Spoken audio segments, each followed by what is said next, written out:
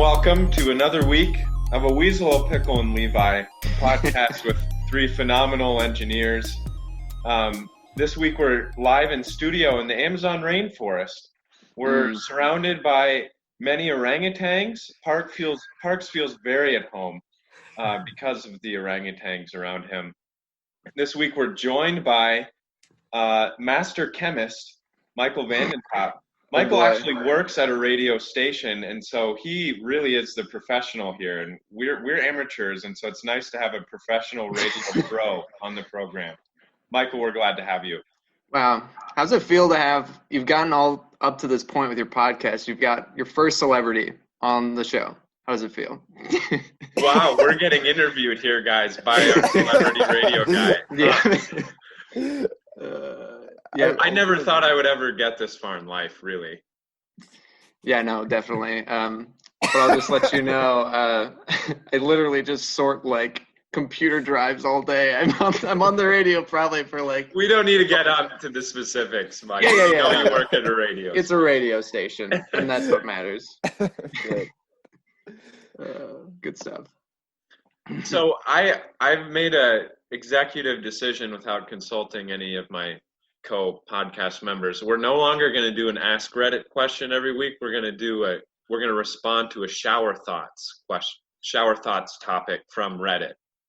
Okay. So there's a subreddit called Shower Thoughts, and people just post things that you like, a thought that arises while you're in the shower. Right. And then we're going to respond to it. Mm-hmm. So here we go. Listen up, boys. This is very, very profound, okay? The implication of a hot dog being pureed meat in an animal casing or an intestine is that a hot dog doesn't stop being a hot dog even after we eat it.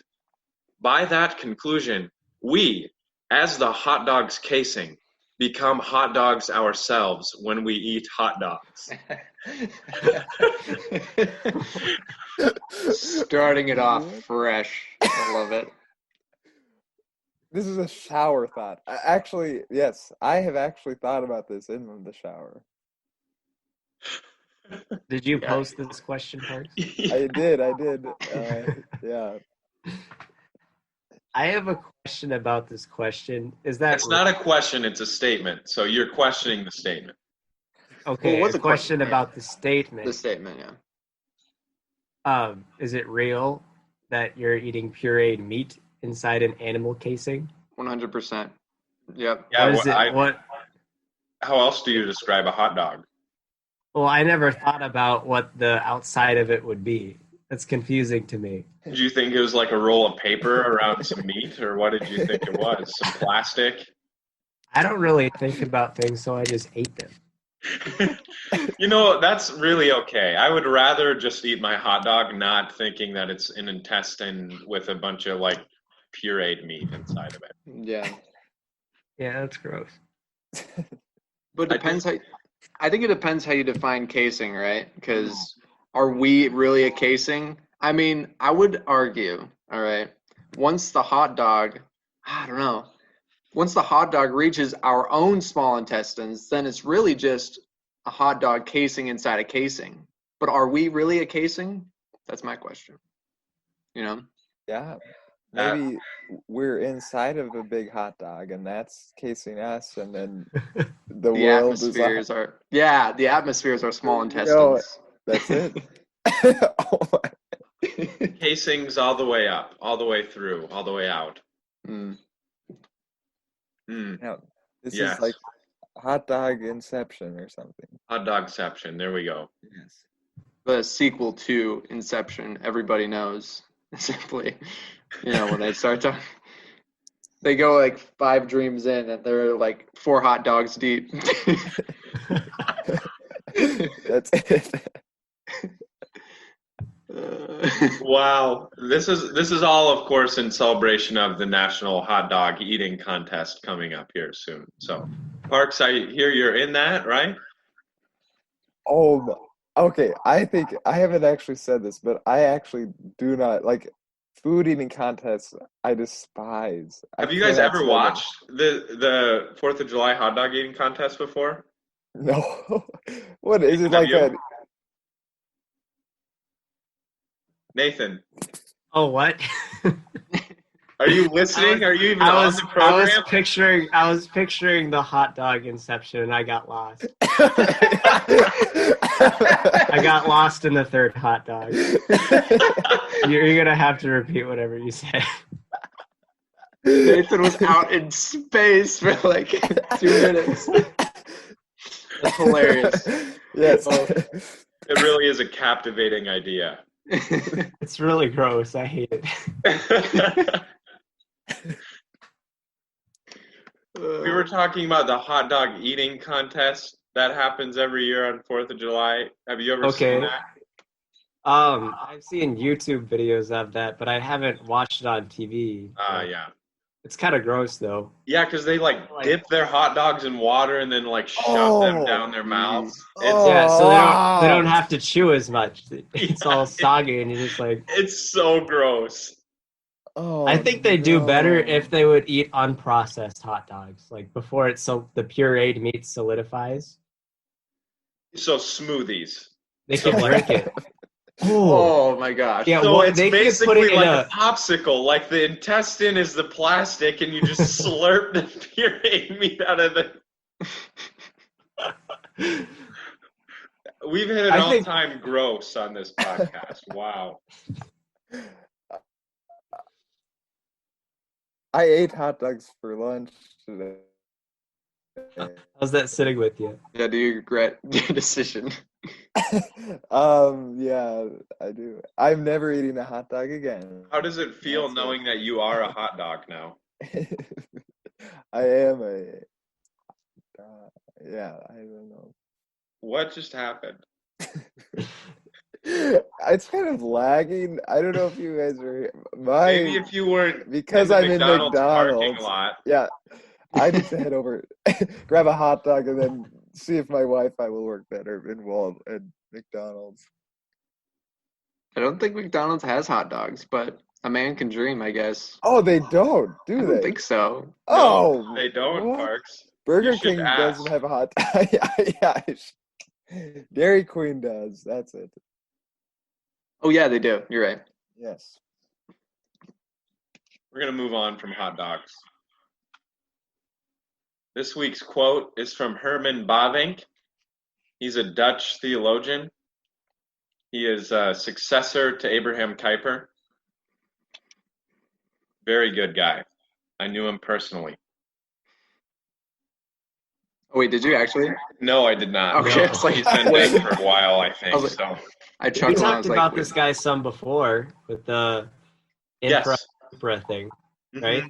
Yep, we talked a little bit about him then. So this is from his essay called Of Beauty and Aesthetics. So get your brains ready for this quote. Let's do it. Wherever in the world it being beauty, in its various forms, shows a finite expression of the infinite, beauty is absolute idea. I'll read it again. Yeah, do, please. Wherever in the world it being beauty, in its various forms, shows a finite expression of the infinite, beauty is absolute idea. So my problem with this quote is I have no idea what absolute idea means. Mm-hmm. I was just going to ask that, actually.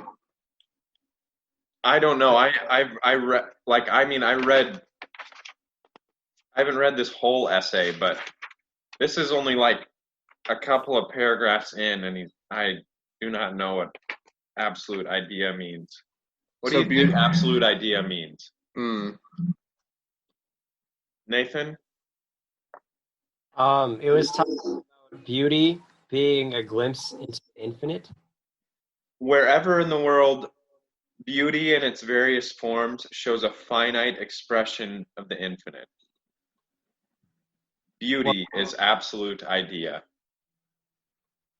When I think of absolute, I do think of infinity, and so that makes me think of God. So absolute idea, maybe that's everything that's beautiful points back to its creator. I think that's solid. Mm-hmm. Yeah.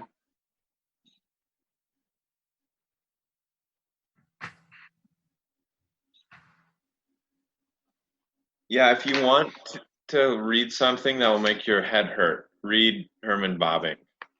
He's very smart. I don't I read things like this and I'm like, how can someone be this smart? I don't get it. Yeah, what is it? So what is it? That's a book of his or like his writings?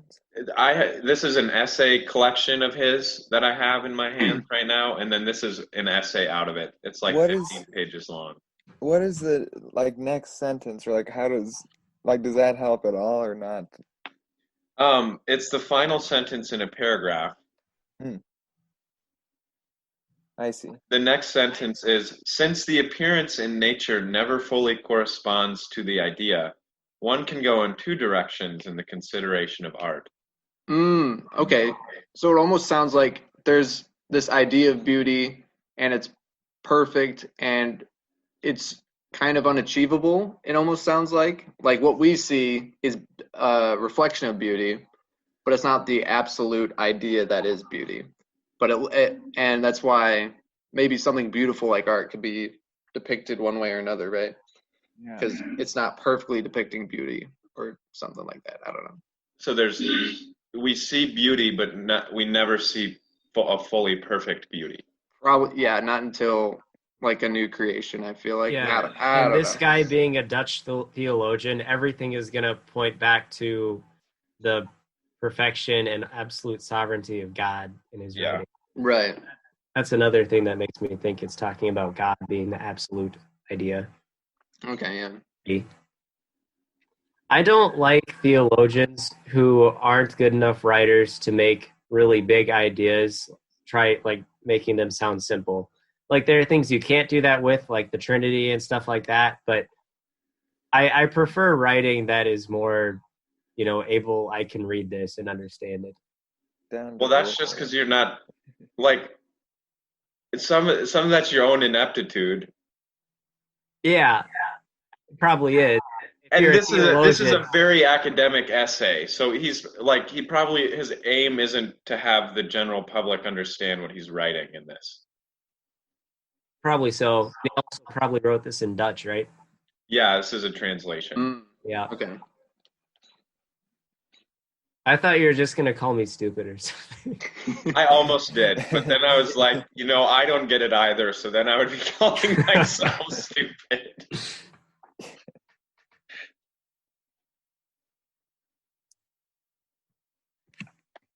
Highly recommend Herman Bobbing. Yeah. Michael, we're going to move on to your areas of expertise now for the rest of the program. Yep. This next subject, you have to state your case for why we should care about chemistry. Oh, man. What a softball underpitch throw or underhand throw. I don't know. You're going to have to do a lot to convince me. Chem lab was fun. No, it wasn't. Chem lab was horrific. Titrations were so yes. We were so good at it, Chase. I think my worst day of schooling in college was the day in which we had to do 2 labs in one day. I was so angry. So we didn't get to the comments until right before it closed. Oh, I was so mad. Anyways, Michael, please describe to us why we should care about chemistry. You can go a couple ways with this argument, and we kind of, in chemical analysis last semester, we sometimes do like philosophical or theological talk about how measurement works in God's universe and things like that. There's this one argument, though, that comes back to where does every study in science come from, right? And a common argument is like, well, let's say there's psychology, right? And psychology is really just based off of biological processes in our brain. which is biology, and that those biological happenings are all based on chemical reactions, and those chemical reactions happen because of physics, and physics happens because of math, right? So then does that mean really what we need is math, right? Well, no, not really. Oh, shoot, how did this go again? There you go. You were going really well. There's this base idea that everything stems from something else, and that's really important because we can't have biology without chemistry, but we can't have chemistry without physics. And the fact of the matter is I hate physics, but I love chemistry. Just like you don't like chemistry and you like, engineering. You like physics and math. Right, but there's a sort of interdependence on everything, and there's an importance in knowing where your certain field comes from, I think. And one of those things, and why as a chemistry major I might need to know physics, or why I need to take Calc 2, is the fact that, well, everything's interdependent on each other. So if you go out as an engineer and you learn like materials, or even if you do like civil engineering, like you need to know like maybe architecture, and you need to know a bunch of different things. But first and foremost, you should know why, maybe even like slightly in depth with something like Chem 111. Like just to know the basics of why does it work so well that I use titanium for this, X or Y. So I think, do you need to know a lot about chemistry? No. Do you need to know some of the basics because everything is chemistry? Like everything is chemistry. But then again, everything is physics and yada yada. But that's kind of the point I'm trying to make. That's why we need to learn physics. That's why we need to learn this and that. Does a business major need to know all that? Maybe not, but. Well, business majors don't really know anything. Right.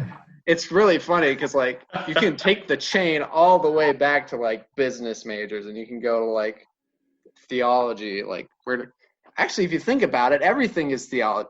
Is everything not like philosophy? Isn't the fact that math exists because we think? I don't know, whatever. I'm going to shut up. Look at this guy, just throwing out questions, throwing out ideas.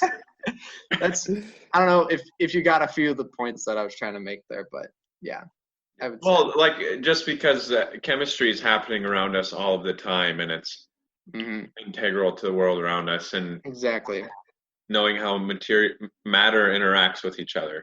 That's right. That's kind of like, isn't chemistry the study of matter? Is that what you would, if you'd give a base definition of what it is? Yeah, it is matter, like chemistry, and I guess it depends what kind of chemistry you're doing, but it always comes back to you directly manipulating, moving around matter, Okay. So that's why in material science we did a ton of chemistry. And like even this summer I've been going back to material science stuff all the time, and I have big tables that I have to reference for certain types of steel with all their chemical compositions. So some engineers use chemistry a lot, not even like chemical engineers who make chemicals. Yeah. Right. I did a little bit of chemistry this week, actually. I had some water and I needed to make some chemical spray. So I looked at the bottle and it said 6 ounces per 2 gallons. So I just dumped it over for a little bit, then I stopped. There you go. Yep. That's chemistry. Yeah. In civil engineering, I think chemistry is important too, like to avoid, or like we need to study like certain like materials that are good for building and like avoid corrosion and other kinds of chemical. Yeah, because corrosion is a chemical reaction. Yes. Yeah. And yeah, I'm gonna have to think about that stuff too. Yeah. No, and yeah, it's not like this isn't like everything's chemistry, so you need to learn the chemistry to do your field. Like every field is like set apart and different, so like but no, it was a lot of fun talking about that in 111, but anyways, or not 111. Chemistry is involved a lot in food too, making food, and that's really important. So cooking. Cooking. We should all care about chemistry. We should, yeah, because everybody eats. Everybody's a human being. Everybody is made of carbon, but yeah, That's my defense of that. Yeah, all we are is just a bunch of chemicals, really. Sorry, yeah, that's not. Yeah, you know, the postmodern, like, oh, we're just this lucky little, collection of molecules. All we are, and then we die, and there's no purpose. And Yeah, and then those chemicals, just go do something else. That's all we are. That's actually depressing. But anyway, that's really Yeah, depressing. that Thank is. goodness that's not true. yeah. Mhm. But yeah, so What's one of the coolest things that you've learned in chemistry? so I'm specifically doing like environmental chemistry is kind of like, so I get to do a little bit of environment stuff and a little bit of chemistry stuff. You'd be surprised that the actual chemistry major isn't too crazy with how many classes they load on you. You really do need to take something supplemental to kind of do your own chemistry thing. And since I'm doing environmental chemistry, I haven't really done a lot of environmental classes yet. But one thing that's really leaked in inorganic chemistry was it's called organometallics, which is it's like inorganic chemistry and organic chemistry kind of put together. And it's being able to like detect certain substances in water if like there's a poisonous substance, like using chemistry to figure out or have, I forgot what they're called, but they'll glow a fluorescent light, like a specific fluorescent light when you put energy into it, and that poisonous molecule is attached to it. So organometallics are so cool, is what I think. But So my mind goes to mercury when you're talking about that. Is that right? Is that one of the big ones? yeah, mercury, I need to check. I did a paper on, it's the element right below zinc. I forgot what it was called, but I did this paper on the problem with zinc and this other element is that they both act very similar because they're in the same column, but one of them, their atomic radius is just a little bit longer, so they need to make certain compounds that can change their conformation based on how they react to that material rather than zinc. And oh my, it's so good.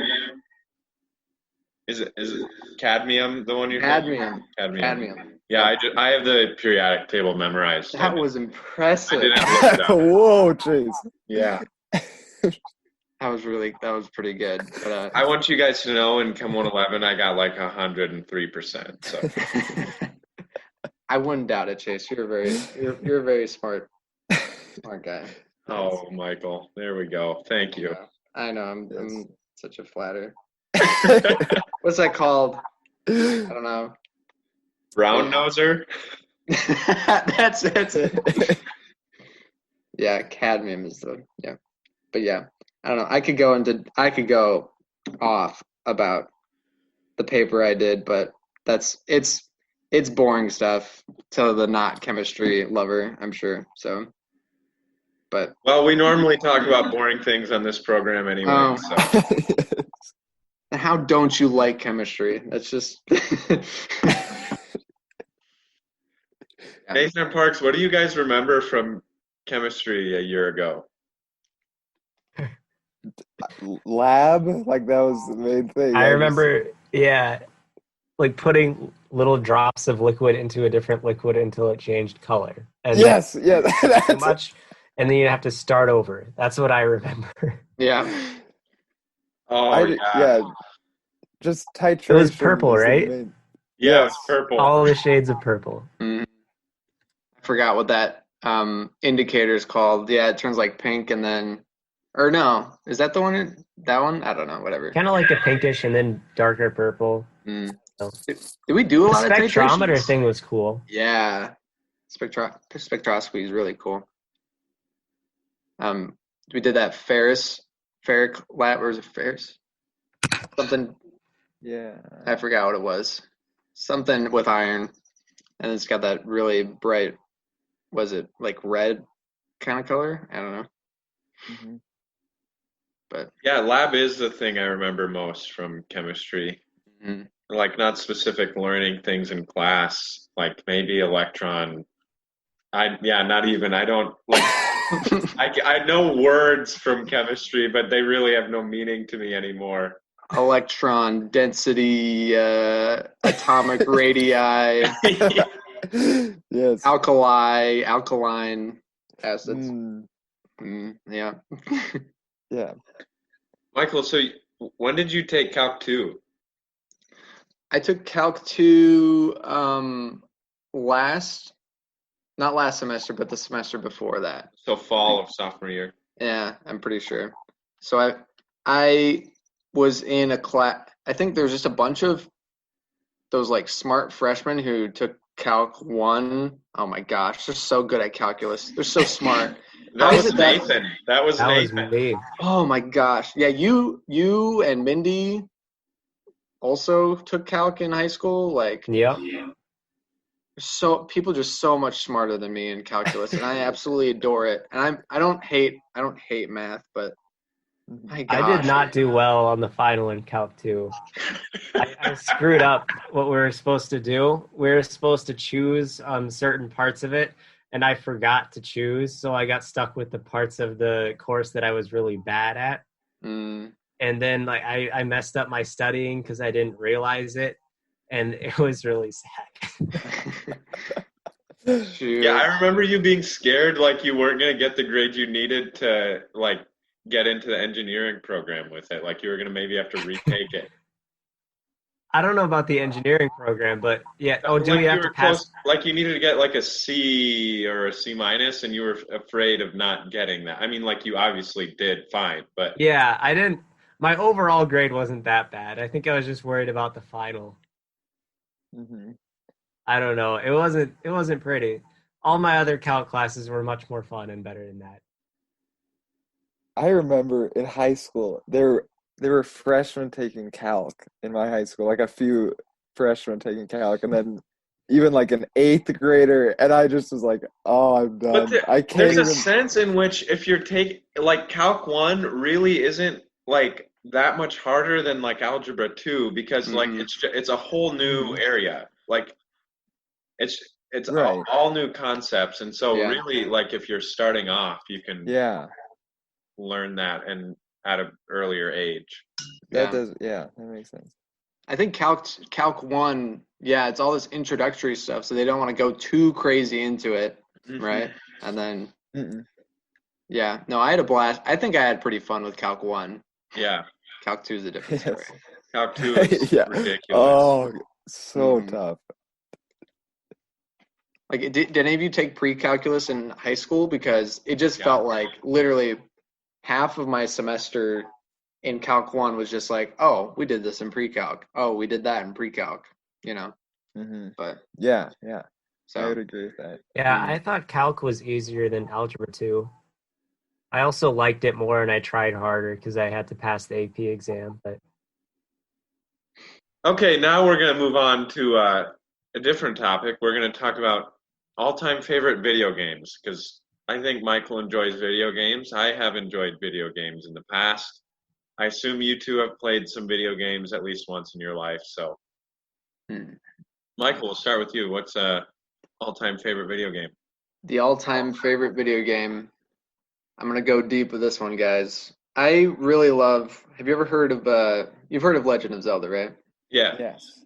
Majora's Mask is my favorite game. Have you heard of Majora's Mask? Maybe. No. Oh. On the N64.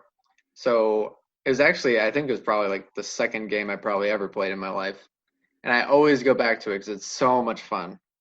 But I don't know. Video games are like an art form, I think, and it feels like art.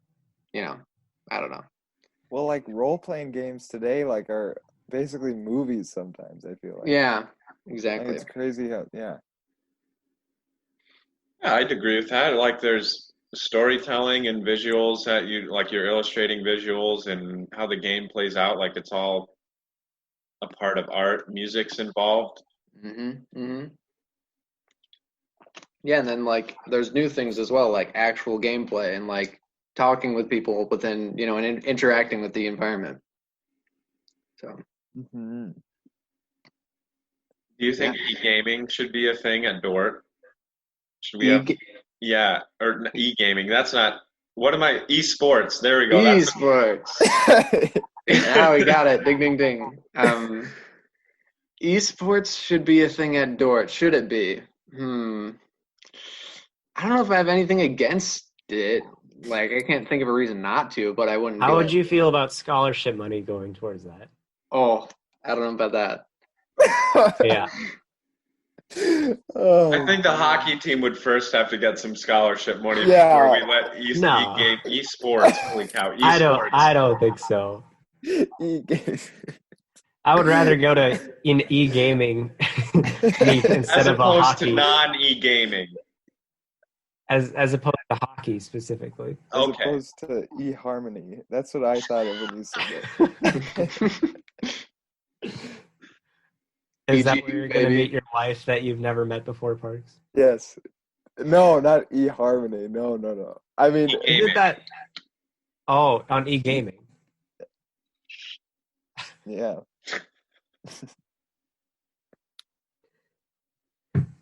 I have a favorite game. Yeah, please enlighten us. It's when Parks is playing Fortnite. Oh is- my word! That's Oh, atrocious. yes. Beautiful. Thank you. So Nathan. funny. It's a snooze fest. It is the funniest thing It's I've ever seen. effective. That's what it, I It's think not I got, effective. Yes, it I got was. He got fourth like, place. yeah. That means nothing. It means something better than you getting like 87th when we Yeah, had that but little Parks- competition. Parks plays Fortnite the same way that he plays his life. He doesn't do anything because he's scared. And it's effective, is it not? It's You know, an if you live effective first 110 it's a- years but you don't do anything, it really doesn't matter. Oh, that's true. No, it doesn't. Depends on your perspective, I guess. Oh my Oh, gosh. my. Is that I your also like Minecraft. Minecraft is good. Mm. The map game that I play.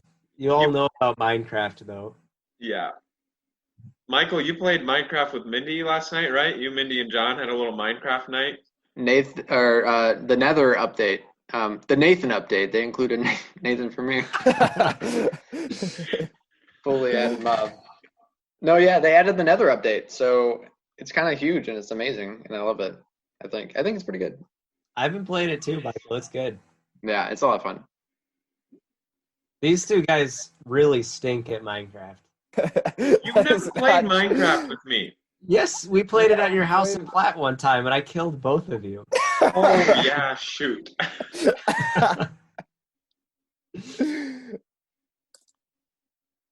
Parks, do you have a favorite video game? I like Lego Star Wars. That was one of my first Classic. joys of it. Yes, and then Mario Kart. You can't go wrong with that. Any Mario? Actually, I think I like Mario Party On the DS? more than Mario Kart. Sometimes I don't know. Yes, on the DS specifically. Yeah, what consoles have you all owned? Oh This boy. is to everybody. I've owned a DS, a Wii, a PS3, and then an Xbox One. And I think that's it. Yeah. Yeah, I've owned N64, the original Xbox, Xbox 360, Xbox One, PS2, a Game Boy Advanced. I think that's it. But plenty, too many. Including like family gaming systems. Yeah, I'd include that. Okay, well, my family, we shared a GameCube. Not a Nice. GameCube. A Game Boy, not a GameCube. Sorry. Okay. And then Alex and I played on our Nintendo 2DSs all the time. Then we got a Wii, a PS2, and a PS3.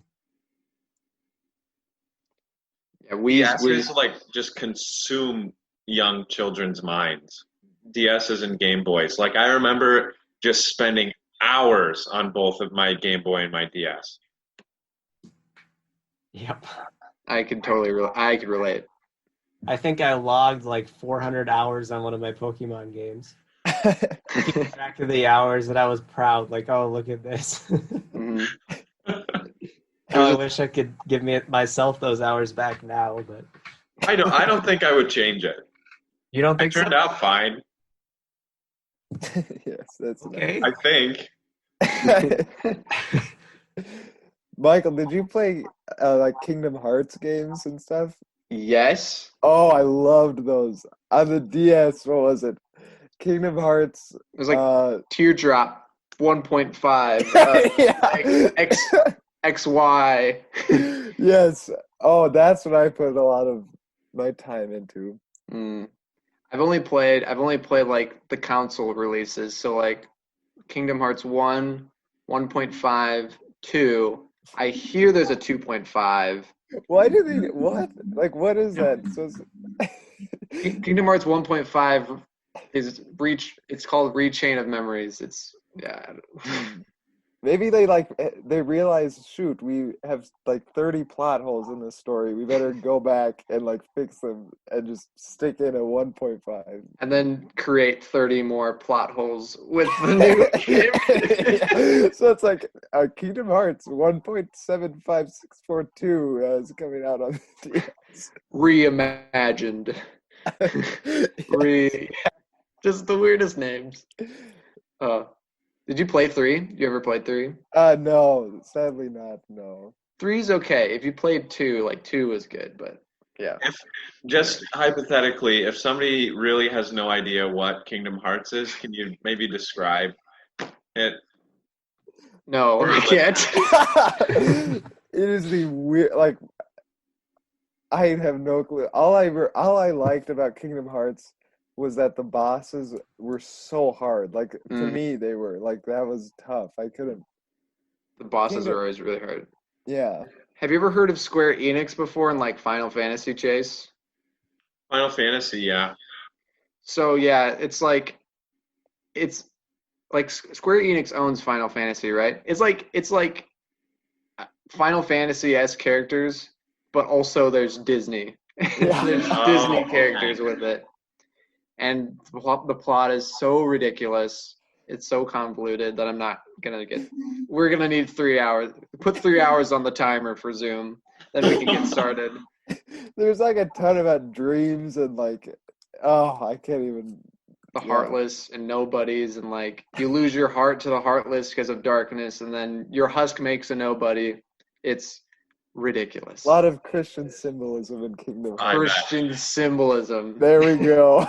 Yes. Do a hyper seminar on Kingdom Hearts. Yes. That's funny. Yeah, it's ridiculous.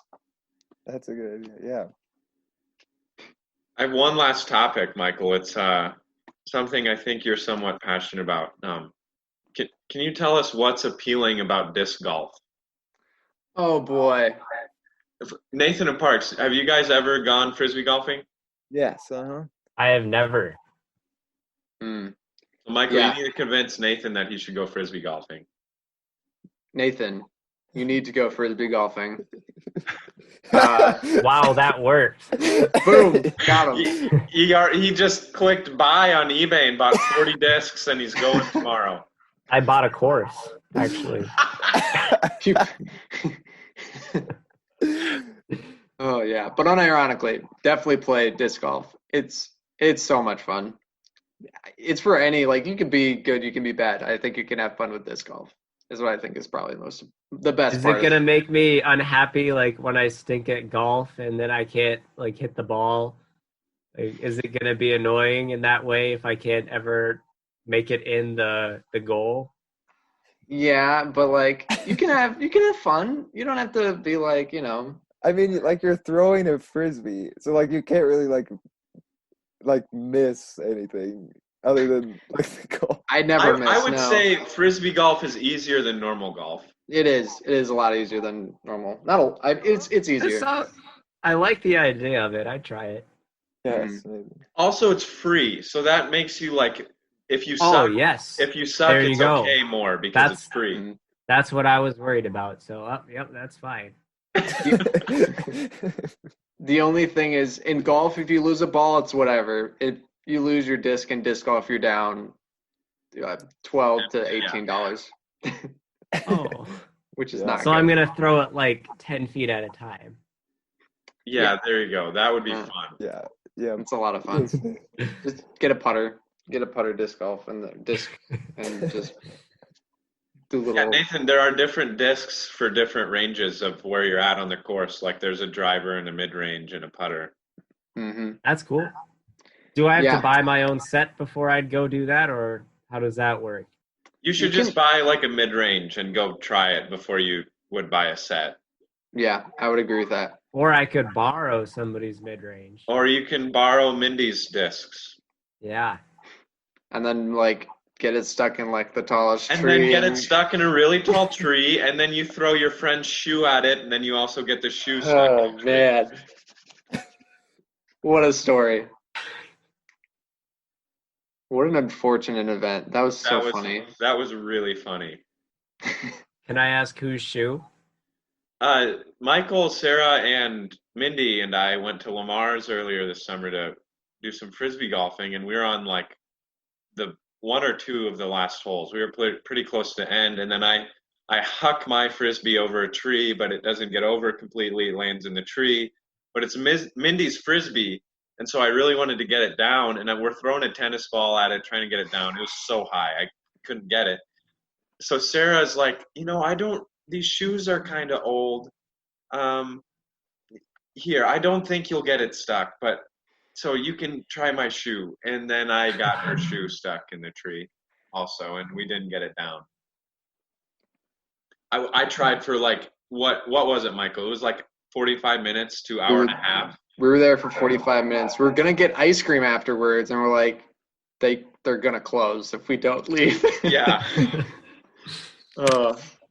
And then Sarah went into Blue Bunny with one shoe on. Yeah. That's funny. It was really funny. And then Michael, Chase's head. What was that, Mark? Then your head just like died. Oh, yeah, and then I got a migraine and slept for like 13 hours, yeah. Oh, really? Yeah. Like I was having trouble formulating sentences on the way home from eating ice cream in the car. Yeah, it turned into a migraine. Oh, wow. I've never had a migraine, so I have no clue what it's. Is it just like a throbbing, like, or what is it? Really? I couldn't like think. I mean, I was trying to text Nicole, and I like texted her, I have a migraine, but I like said my drain, like I spelled it with a J, and I didn't even realize it. Like I sent it, and then I looked back like 30 minutes later. I'm like, oh my word, I didn't even realize I spelled this wrong. Wow, that sounds rough. Migraines sound like absolutely the worst. I think they're fake. I've never had it before, and people just use it as an excuse to like get out of stuff. Sorry, Yeah, that's it. today I have a migraine. Nathan, you just offended a lot of people. It's interesting how little words it takes to offend so many people. Like, just boom, boom, boom. Nathan's just, yeah. It's part of his human nature, though, being a weasel. Or weasel nature, really. I'm very gifted. Michael, thank you for joining us today on our radio program. It was such a radio program. Yeah. This is broadcasting. We could Yeah, broadcast we're live this right now. Oh, yeah, of course. Yeah. No, this was so much fun. This was a blast. Now we're gonna get a sponsorship from Dort's radio station. Yeah, this is a KDCR sponsored podcast. Really? Yeah, because of you, because you are the expert from KDCR who's joined us, and now you can approve us to be sponsored. Here's the thing. Here's the thing, guys. We used to play a program called Kids Corner at 7 o'clock in the morning every Sunday, and it was like this, like, it's got this message for kids or whatever, and we're like, screw that, we're not playing this anymore. We've got this open slot for this, like, we record them the Sunday before, and then we play them the Sunday after, you know? Mm-hmm. Boys, we need to really work some business magic here and figure out how we can get into that 7 a.m. slot. Mm-hmm. 7 a.m. on a Sunday, everybody will be listening. A lot of viewership there. I'm gonna have to email my good friend Rich Lodowick and see if I can get in on that. Don't talk to Rich. Talk to Jim. Don't talk to Rich. Rich and I are good buddies. Oh, are you actually? No, I just had him for speech, and that's it. Oh yeah. Oh, we talked about that. Yeah. Yeah, we did. Anyways. Well, This is so fun. we've done what we always do in that we've swung through the tree branches of the Amazon rainforest. Parks really felt at home with his orangutan brethren, and we flew, we sailed, we crashed into the ground, we broke our limbs. And until next time.